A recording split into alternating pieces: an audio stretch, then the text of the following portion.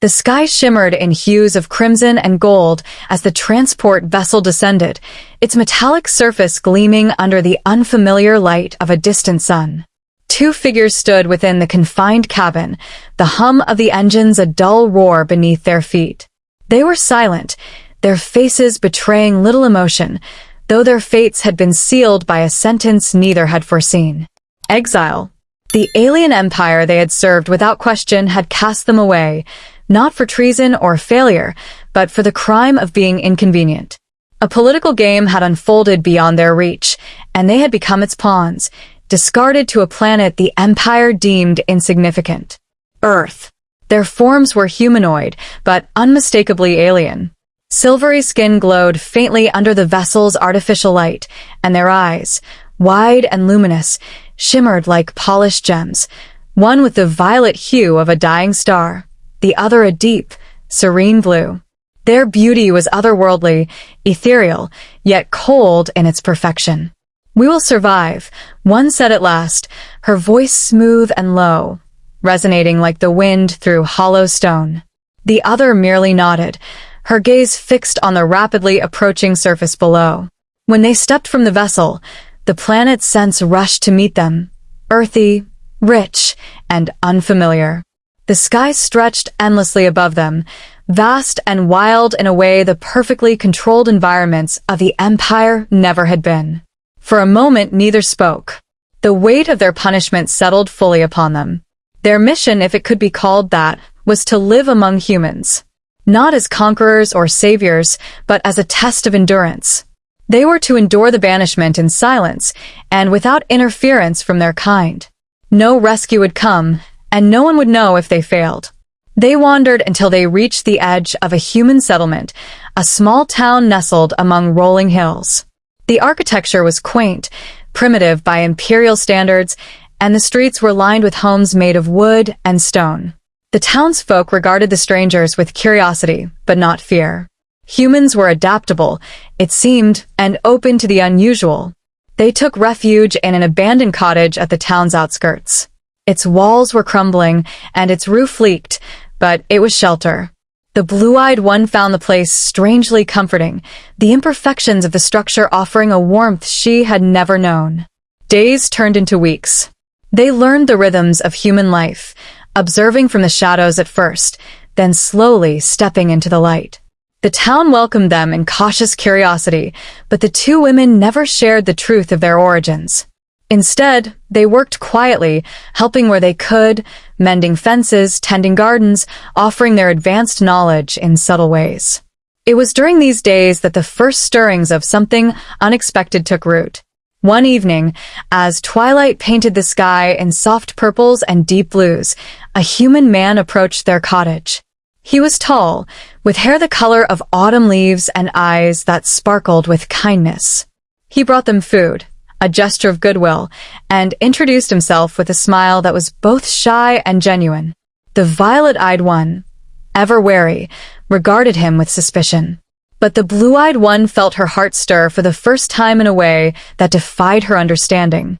He returned often, offering little gifts and quiet conversation. He spoke of the land, the stars, and the mysteries of human life, never probing into their pasts but instead sharing pieces of himself. It was a slow, gentle unfolding, like petals opening to the sun. The violet-eyed one watched these interactions with growing unease. Love was not part of their exile. Attachment could be dangerous. Yet, as the days passed, she found herself drawn to another, a woman who lived at the edge of town, fierce and independent, with a laugh that rang like bells. She worked with her hands, crafting tools and weaving stories into the fabric of life. Her spirit was wild, and the alien could not help but be captivated. Both exiles found themselves caught in a web of human emotions, fragile, fleeting, and achingly beautiful. They shared stolen moments, secret smiles, and whispered words under the cover of darkness. For the first time, they were not defined by duty or expectation but by the simple, profound act of being. Yet love is never without cost. As seasons shifted, rumors began to spread. The townsfolk grew wary. Strange lights had been seen in the skies, and whispers of otherworldly visitors reached the ears of those who feared the unknown. It was not long before suspicion turned to fear. One night, as a storm raged, a mob gathered, torches in hand, demanding answers. The human man who had brought food and warmth stood in their defense, pleading for peace, but his voice was drowned by the roar of fear and ignorance. The violet-eyed one stepped forward, her silvery skin catching the light, her voice steady and unwavering. "We mean no harm," she said, and for a moment, the crowd hesitated. But fear is a powerful thing, and it does not easily yield. Before the first stone could be cast, the blue-eyed one acted. She revealed her true form in a dazzling display of light and power, not as a threat, but as a plea for understanding. The mob faltered, their anger melting into awe. In the end, it was not their alien nature that saved them, but the love they had cultivated. The human man, with his autumn hair, stepped forward, unafraid, and took the blue-eyed one's hand. The fierce woman who had captured the violet-eyed one's heart did the same. "We are not so different," the man said, his voice calm, resolute. "They are not our enemies." The storm abated, and the mob dispersed, their fear giving way to reluctant acceptance.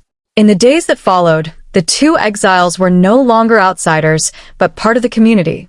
Their love had bridged the gap between worlds, not by force or conquest, but by the simple truth that to love and be loved is the most profound act of all. They had come to Earth as a punishment, but they stayed for something far greater.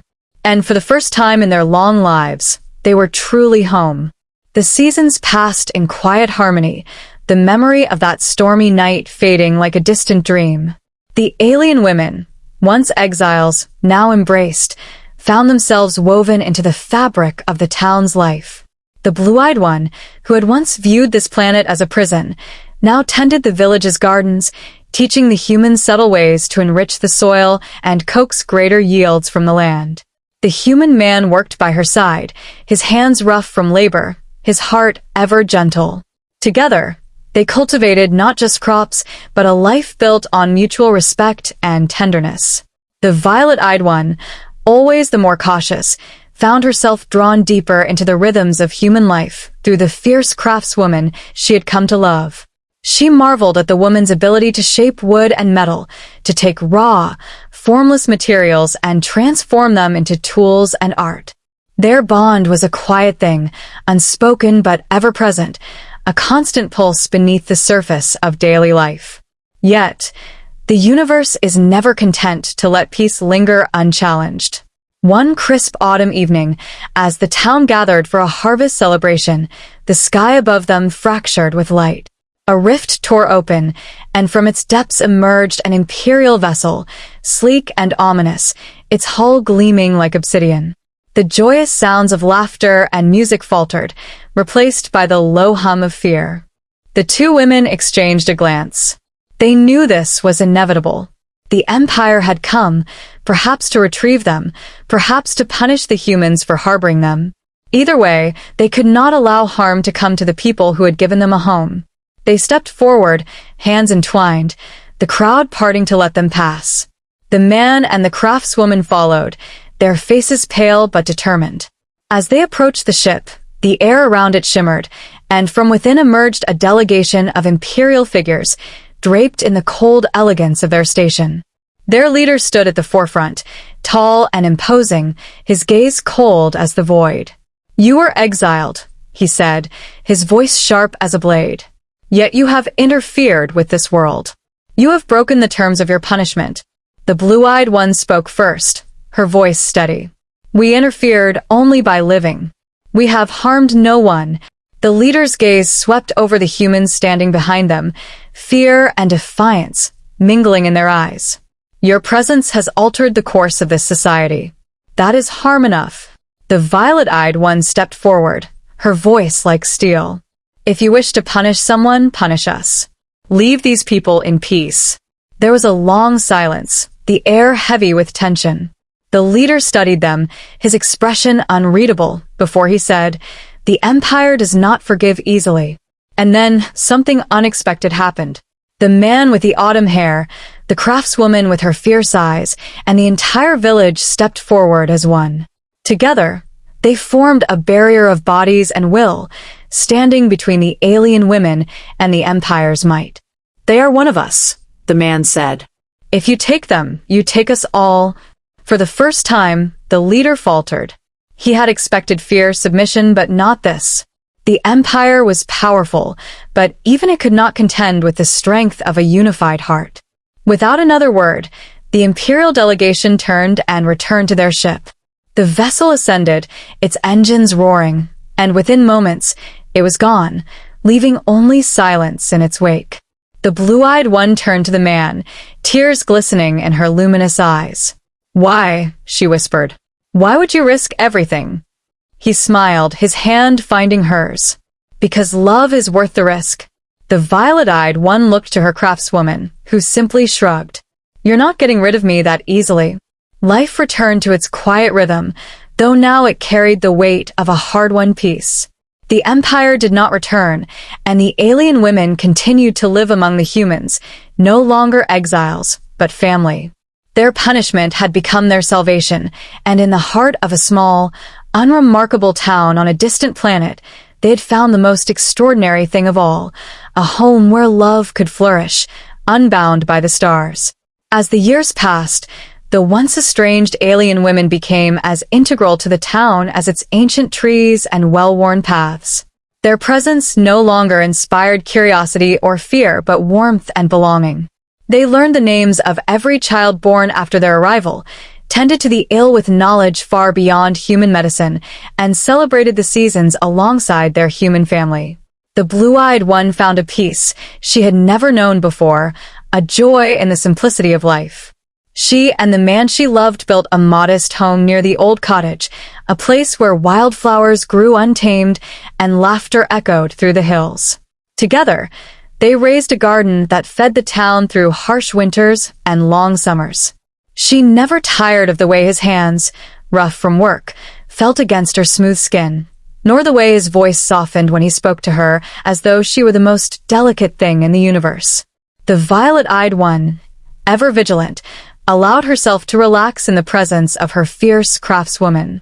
They shared long nights under starlit skies, whispering secrets of the cosmos, their hearts beating in unison. The violet-eyed one found herself crafting as well, not tools, but intricate works of art, melding human and alien techniques into creations that dazzled the eye. Each piece told a story of resilience, love, and the unexpected beauty of exile. But life, as always, was not without shadows. One late autumn, the skies darkened not with imperial ships but with storm clouds heavier than the town had ever seen. The winds howled, and the rain came down in torrents, flooding the fields and threatening the town's fragile harmony. Crops were ruined, homes damaged, and for the first time in many years, fear took root in the hearts of the villagers. The alien women could not watch idly as their homes suffered. Drawing upon knowledge buried deep in their memories, they worked tirelessly to create barriers against the rising waters, reinforcing the town structures with materials scavenged from the forest and salvaged from the remnants of their old ship. The humans, though weary, followed their lead, laboring side by side, fueled by determination and the trust forged through years of quiet companionship. The storm raged for days, relentless and unforgiving. On the third night, as the floodwaters crept closer to the heart of the town, the blue-eyed one stood on the edge of the swollen river, her hand outstretched, willing the waters to recede. She had always been attuned to the rhythms of the world around her, able to sense the energy that pulsed through the land, and now she sought to bend it to her will. Her human love stood beside her, fear etched into his face. "You can't do this alone," he said, grasping her hand. "Let us help." The violet-eyed one appeared, her fierce craftswoman at her side. Together, the four of them formed a line against the storm, a barrier of will and hope. And then, one by one, the villagers joined them, clasping hands, forming a chain that stretched through the town, each person lending their strength to the task. It was not magic that turned the tide, but unity. The waters slowed, then stopped, as if cowed by the sheer force of their collective will. And when the storm finally passed, the town stood battered but unbroken. In the aftermath, as the first rays of dawn pierced the lingering clouds, the town gathered in the square. There were no speeches, no grand proclamations, only a profound silence filled with gratitude and awe. The alien women, once exiles and strangers, were embraced as heroes, not because they had wielded power or knowledge, but because they had stood shoulder to shoulder with those who had once feared them. As the sun rose higher, casting golden light over the damp earth, the blue-eyed one turned to the man she loved and whispered, "This is what home feels like, isn't it?" He smiled, brushing a strand of hair from her face. "Yes," he said, his voice soft with wonder. "This is home." The violet-eyed one, standing close by, exchanged a look with her craftswoman, who grinned. "You didn't think you'd find peace here, did you?" the human woman teased. "No," the violet-eyed one admitted, her voice trembling with the weight of emotions she had once believed beyond her. "But I wouldn't trade it for anything." The town rebuilt, stronger than before, and life resumed its gentle pace. The alien women knew the empire might one day return, that the peace they had found could be threatened again. But for now, they had carved out a sanctuary where love, resilience, and unity thrived.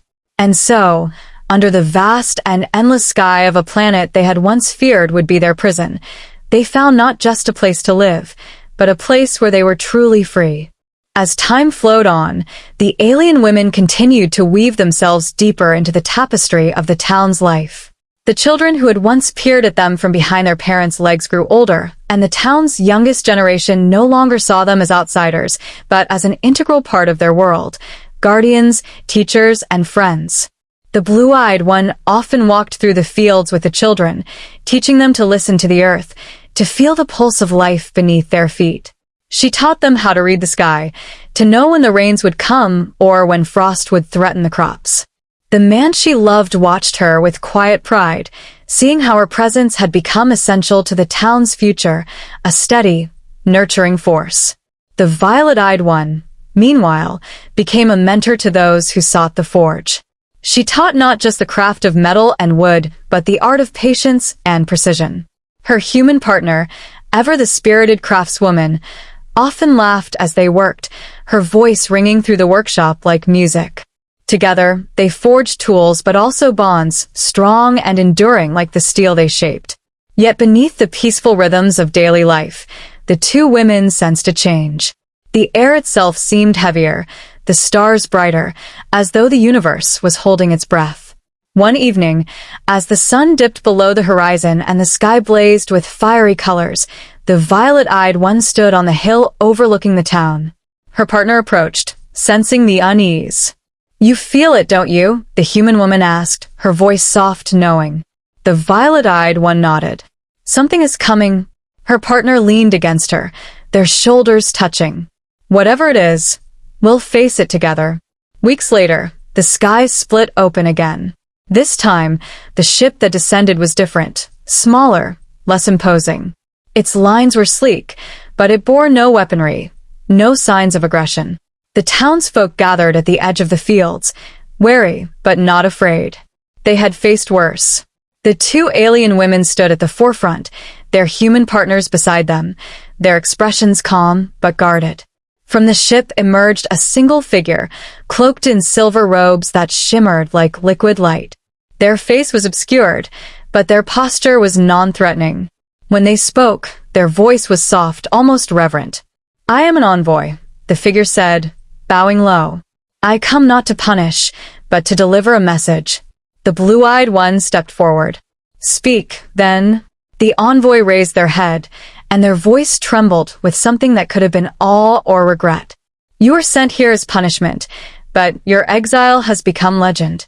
Across the empire, your story has spread, of two exiles who found love among those they were meant to disdain, of a town that stood as one against fear. You have become symbols." The violet-eyed one's expression hardened. "Symbols for what?" "For change," the envoy replied. "There are those within the empire who believe it is time to abandon the old ways. They see your survival, your integration, as proof that we can coexist with those we once deemed lesser. A murmur rippled through the gathered crowd. The blue-eyed one exchanged a glance with her partner, then looked back at the envoy. Why come here now? Because the empire is fracturing, the envoy admitted. War looms, and your example may be the only thing that prevents it. I come to ask for your return, not as prisoners, but as emissaries of peace. Silence fell over the crowd. The townsfolk, who had come to love these two alien women, looked on with a mixture of fear and sorrow. The man with the autumn hair stepped forward, his voice thick with emotion. And if they refuse? The envoy bowed again. Then I will leave, and they will be free to remain. But know this, the choice you make will echo across the stars. The violet-eyed one's heart clenched. She turned to the craftswoman, whose eyes were fierce with unshed tears. I won't lose you, the human whispered. Not to them. The blue-eyed one faced the man she loved, her hand trembling as she took his. We've built a life here. How can we leave it? He gripped her hand tighter. You don't have to. We'll stand with you. The two alien women exchanged a glance, a silent conversation passing between them, full of love, regret, and hope. At last, the blue-eyed one spoke. We will not go alone. The envoy blinked in surprise. What do you mean? If we are to return, she said, her voice steady, it will be with them. Our partners, our family. We will not abandon the life we've built. The envoy hesitated, then nodded. So be it. And so the decision was made. The ship that had come to take them away did not depart with two alien exiles, but with a family united by love, determination, and the hope of forging a new future, not just for themselves, but for the galaxy. And as the town watched them ascend into the sky, they knew this was not an end but a beginning, a journey that would change the stars themselves.